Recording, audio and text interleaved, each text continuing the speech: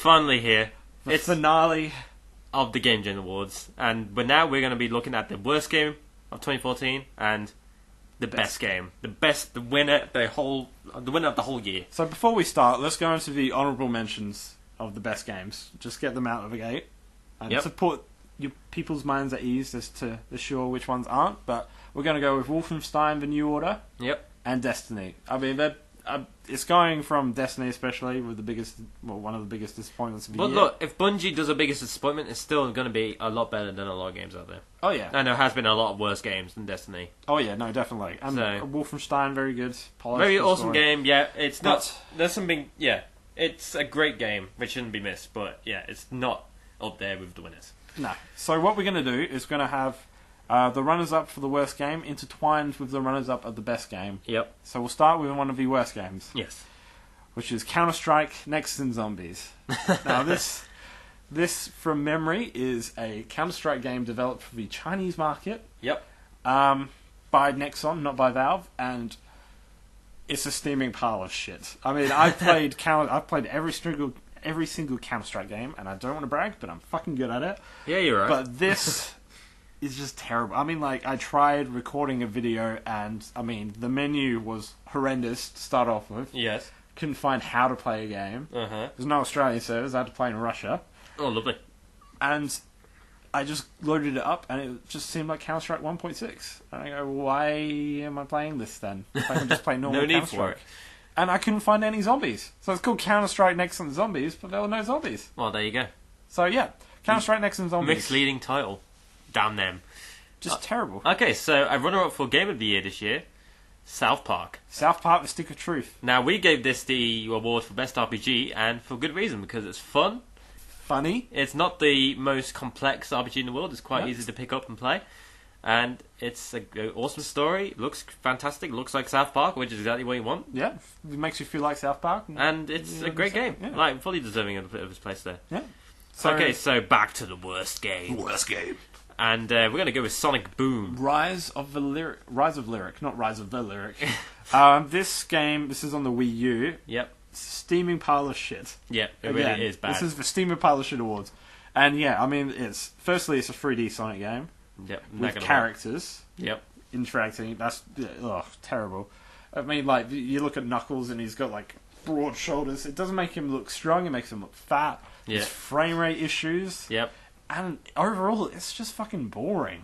Yeah, Sonic is kind of losing. Sonic Generations was probably the last good game that came out. I mean, it's no Sonic the Hedgehog 2006. I mean, that was bordering on bestiality with the whole romantic relationship there. But Sonic Boom, don't buy it. It's steaming pile of crap. Don't need it. You do not need it. What you should buy though, you should definitely buy Far Cry 4. Far Cry 4, amazing game.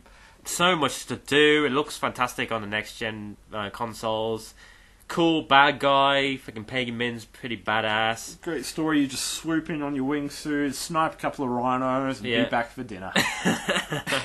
Yeah, and that's Far Cry 4 in a nutshell. Yeah, pretty much.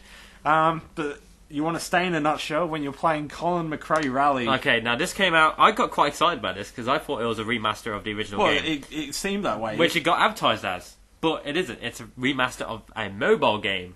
Yes. That came out. So it came out for Steam, and it is shocking. It's just so bad. And from memory, I'm pretty sure it got removed from Steam. Yeah, I think it did. Yeah, I think it did. It was misleading, and it was crap. Yeah, it was really bad. So bad. And I'm sorry, but something like that shouldn't happen to the Colin McRae series, because Colin McRae series. I mean, fantastic. Let's put it this way: it was the worst racing game of the year. Yeah. Yeah, definitely. But a good racing game was Mario Kart 8. Oh, you like that segue, bitch? That was very good. It was very good.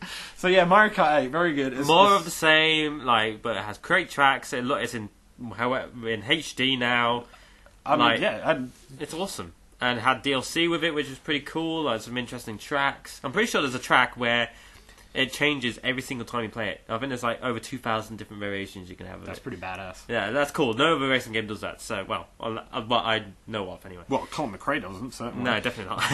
But yeah, awesome game, and yeah, it's one of the best games of the year because it's just so goddamn fun. Yeah, so we'll go into Enemy Front, which is probably one of the worst shooters of the year, definitely. Yeah, I mean, it went back to World War II games. You wanted more World War II games. But not that way. Oh man, it's just so like the buggy, and the storyline was kind of crappy, considering it was based on true stories as well. Yeah, it's no good when it It's happens. no good, and the worst thing that probably killed it was the AI. Like, Yeah, the the AI AI interactions was just terrible. Like, come on. Nowadays, AI should not be like that.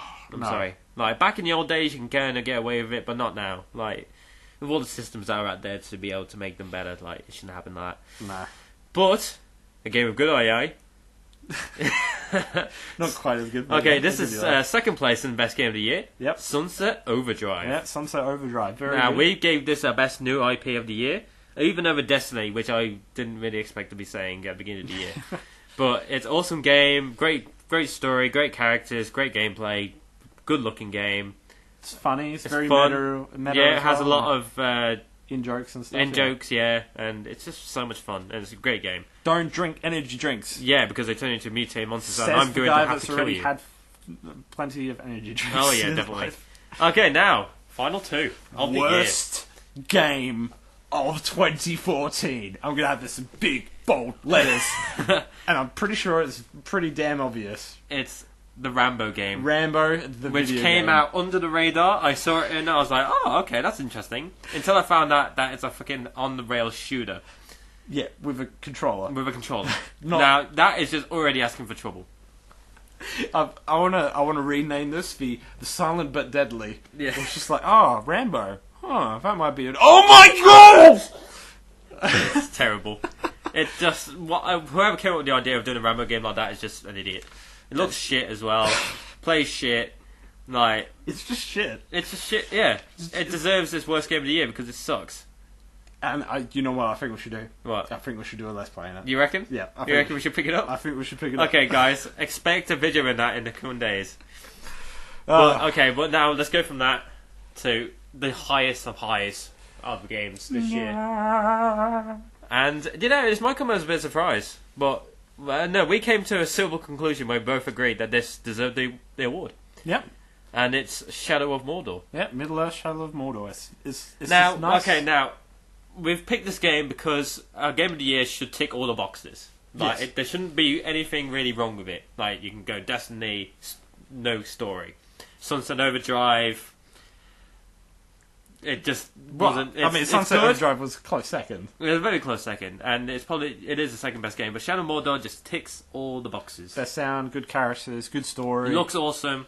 Yeah, best sound, cool characters. The thing that... New things, new parts of it. Because, I mean, we were debating Sunset Overdrive and Shadow of Mordor, but I think the thing that pushed me for Shadow of Mordor is that it was a bit more innovative with, like, the Nemesis system. Yeah, Sunset Overdrive it smells a lot of Infamous and Prototype and those kind of games. Yeah. Like, it does bring in new aspects, but it doesn't... It just... Yeah, It's a refinement, and it's a good way to use that, but, you know... Shadow of Mordor builds on Assassin's Creed and all that kind of stuff, but it introduced a whole lot more to it, the Nemesis system and all that kind of stuff. And yeah, I think it's well deserving for Game of the Year for 2014. And if you haven't played it yet, then get out there and buy it, and on whatever console you have, or PC, and I'm going to burp in a minute. There we go. Charming. But yeah, awesome game, and well deserving. And that's it. That is the end of the Game Gent Awards of 2014. Yeah. I hope you enjoyed all our videos, which Callum has put a lot of effort into. Yeah. And we had to go and get all this by ourselves. So, Jesus Christ, it took a while. But it's over.